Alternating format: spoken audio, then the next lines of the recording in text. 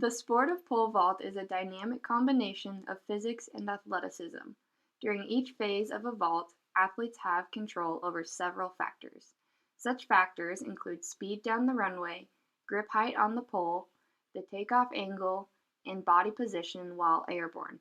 We will discuss these variables and more by breaking the vault into four phases: the run-up phase, the planting phase, the swing phase, and the top of the vault phase.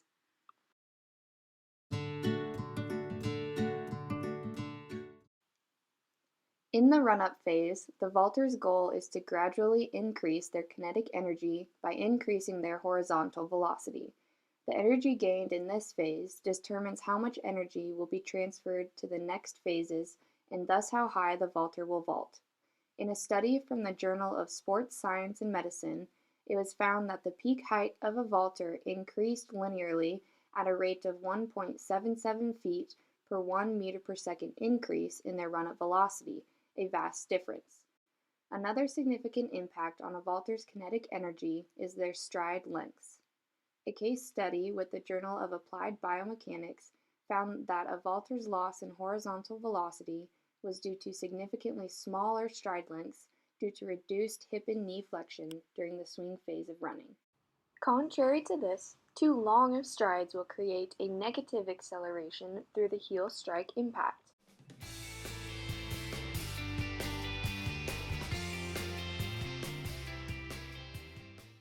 A mid-length stride is ideal in order to avoid these losses in horizontal acceleration.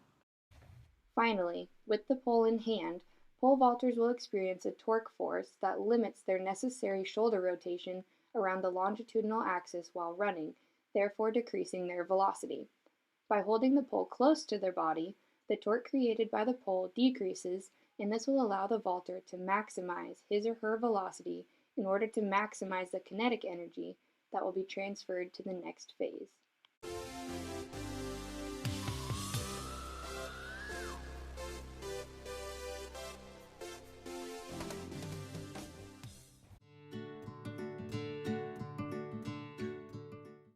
During the planting phase, the goal of the vaulter is to transfer all of his or her kinetic energy from the run-up into potential energy as they rise into the air. This happens as a pole plants and stops, and the forward inertia of the vaulter creates a bending force on the pole. Their kinetic energy is then transferred to the pole at the hand grip. The greatest variable that a vaulter can control is their hand grip on the pole, as it affects their torque force and takeoff angle from the ground. Here you can see that the hands are located on the top of the pole. This restricts proper biomechanics by forcing the elbows outward during the planting phase.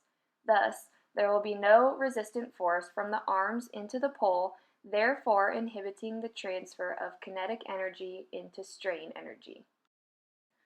Contrary to the previous example, the hands here are positioned correctly underneath the pole. This allows proper positioning to generate a resistant force on the pole. A torque is then created as the kinetic energy is successfully transferred into strain energy in the pole. As you can see, both straight arms and a wide hand grip will benefit the vaulter. The bottom arm exerts an upward push force, while the top arm exerts a downward pull force to create the torque on the pole and begin the counterclockwise rotation of the vaulter's center of mass. The distance between hand placement is also an important factor for the vault. This has an effect on the takeoff angle. This picture demonstrates the proper distance between top and bottom hands on the pole. We see here too great of a distance between the two hands. As we noted earlier in the video, the top hand creates a downward pull force, while the bottom hand creates an upward push force. With this distance, these forces will not benefit the vaulter at takeoff and are much more difficult to create. Straight and long arms also maximize the effects of the takeoff angle, which is defined as an absolute angle relative to a horizontal line from the vaulter's center of mass.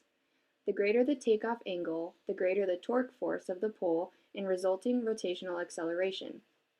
In the 2017 Pole Vault World Championship competition, The first place vaulter had a takeoff angle of 27.5 degrees, while the sixth place vaulter had an angle of 14.5 degrees.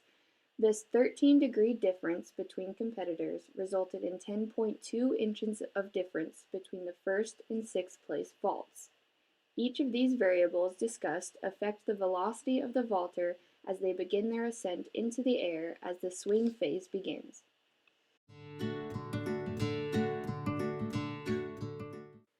The swing phase begins as the vaulter's kinetic energy is transferred to strain potential energy within the pole. The Journal of Biomechanics tells us that mechanical energy decreases here due to the decrease in kinetic energy from planting the pole. But the total energy transferred to the pole is still greater than this decrease due to the muscular work that takes place. Muscle work begins with a tense abdomen and lower arm, as a loose abdomen results in energy dissipation throughout the body. As you can see here, the vaulter's center of mass begins rotating counterclockwise around the grip position on the pole from the torque force created in the planting phase. The lead leg generates a forward angular momentum by positioning the body in a rock-back position. Here, the vaulter begins to increase angular velocity by bringing the knees closer to the abdomen in a tucked position, which decreases the moment of inertia. This tucking reduces the radius between the center of mass and hand grip position, further increasing the angular velocity. The result is legs positioned above the arms, the opposite of just moments before, and the torque force of the pole reaches its maximum. The pole begins to straighten, and the final stage of the vault begins.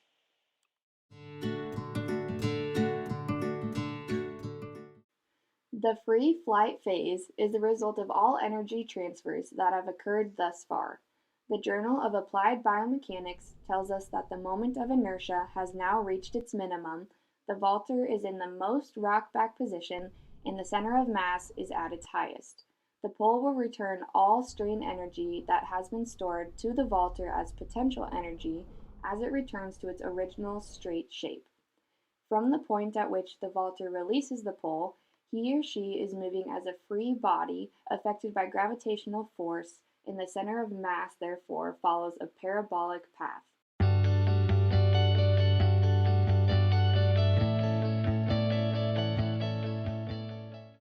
Because of this parabolic motion, the vaulter ends in an upside-down U shape, and the center of mass passes underneath the pole even though her body is above it, as you can see here. From here, gravitational force takes over, and the vaulter free falls to the landing pad underneath them, where the vault is then complete.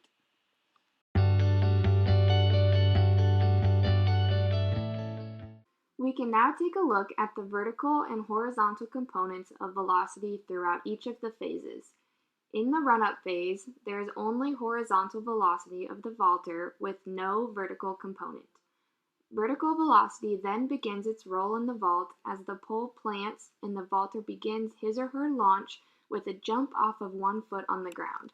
This is done via a second-class lever as the gastrocnemius and soleus of the dominant leg create plantar flexion of the foot. Rising during the swing phase, the vaulter again has both a horizontal and vertical component of velocity. Once the vaulter has cleared the bar, they begin their descent with all velocity in a downward vertical motion.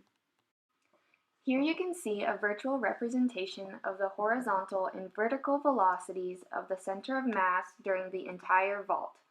The horizontal component is represented by a dashed line, whereas the vertical component is represented by a solid line. The majority of horizontal velocity is found in the run-up phase and decreases as the planting phase begins. The vertical velocity increases as the vaulter plants and initiates the tuck position and reaches its maximal point during the pole straightening phase. From there, the vertical velocity decreases as the vaulter reaches the pole release and height peak phases. As the vaulter reaches the top of the parabolic path over the bar, the vertical velocity reaches 0 meters per second as the direction change occurs. An interesting article titled Mechanical Performance Determinants in Women's versus Men's Pole Vault analyzed the differences in successful vaults between men and women. While they found that the takeoff speed is the greatest determinant for both genders, it is substantially more important for men.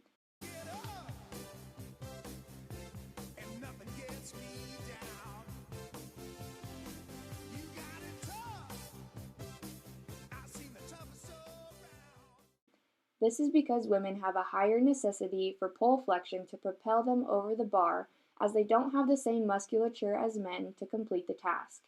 This shows that strength plays a larger part in men's pole vault, while energy transfer plays a larger part in women's.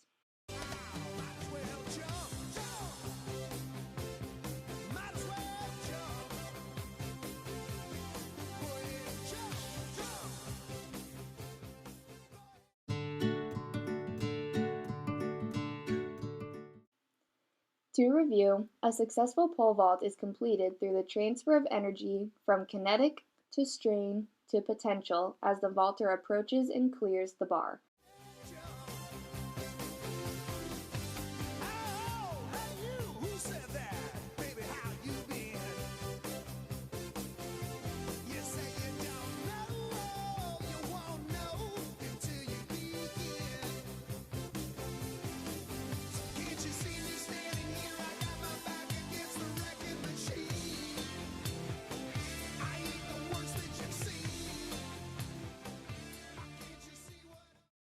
There are both horizontal and vertical components of velocity that act independently and together throughout the vault.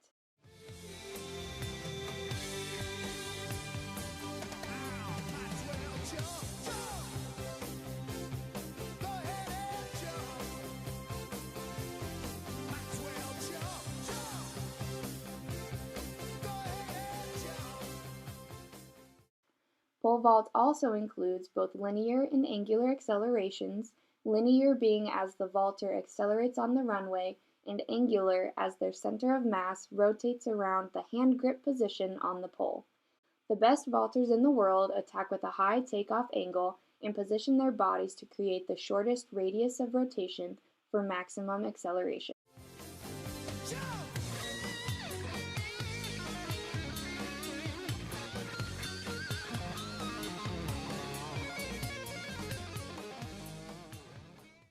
Future studies in the biomechanics of pole vault will include the effects of shoulder and trunk strength on the pole and how it can bring pole vaulters to new heights.